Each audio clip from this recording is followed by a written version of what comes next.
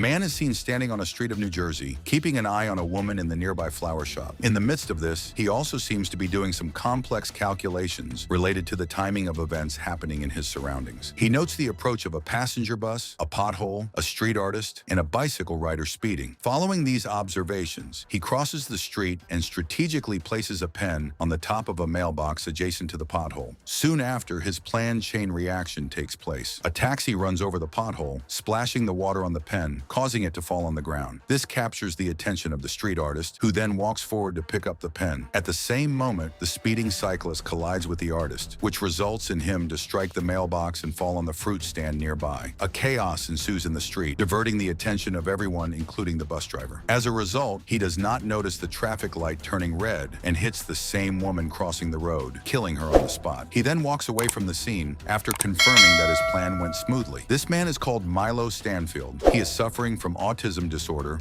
or ASD. The scene then cuts to an FBI special agent, Olivia Dunham. She works for the Fringe division of Homeland Security, specializing in paranormal phenomena. Olivia seems to be returning back to work after a long gap due to her head injury. As soon as she enters the Fringe headquarters, she is greeted by one of her fellow officers, Charlie, who is the supervisor of the team. In the meantime, the chief of the agency, Walter Nate Bishop, is talking to one of the lab assistants, Philip Broyles, regarding Olivia's return. Philip says that she is a doppelganger named Olivia and expresses concern if they can integrate an imposter in their team. Here it is revealed that Olivia, who is inside the office, is not the real one. She is in fact an imposter who has been brought to fulfill the place of the original one. Walter Nate then reveals his motivation behind keeping Olivia in this universe and implanting the real Olivia's memories into her. He claims that Olivia is the only one who can travel between universes without any harm. Walter Nate wants to figure out how she can do so. For this, he says that they must make her believe she belongs here. Philip asks what if her new identity does not hold, to which the chief replies that she will no longer be necessary after that. Afterwards, Charlie briefs the team on the seemingly random bus accident, which he claims to have happened 2 times in this week. The victim has died in each case. He then asks his crew to be careful before going for the site investigation. A short while later, the FBI team arrives at the accident site and splits up to search for any leads or clues. The investigation is led by another FBI agent named Lincoln Lee, whose face appears to be ruined by burn marks. Charlie inspects the body and uses her fingerprint to retrieve her further details. She eventually finds out that the deceased woman's name is Julian Foster. Meanwhile, Olivia questions the bus driver, who is shaken by the incident as he has never even hit any birds and animals until now. Simultaneously, Agent Lee tests for any signs of environmental factors but finds nothing. However, he does find the same ballpoint pen at the scene. After inquiring with the eyewitnesses, Olivia approaches Agent Lee and tells him that the local artist had bent down to pick up the pen, during which he collided with the bicycle rider and fell into the fruit stand. Upon hearing this, Agent Lee speculates that the pen is the main element that created a sequence of reactions, ultimately leading to the victim's death. The next day at Fringe headquarters, Agent Lee and Charlie are trying to find out a connection between the bus accidents that happened in 2 days. Agent Lee spots the same ballpoint pen in the photo of the first accident, which makes him even more convinced that someone has orchestrated the chain of events. Following this, they go to talk to a mathematician of Fringe agency,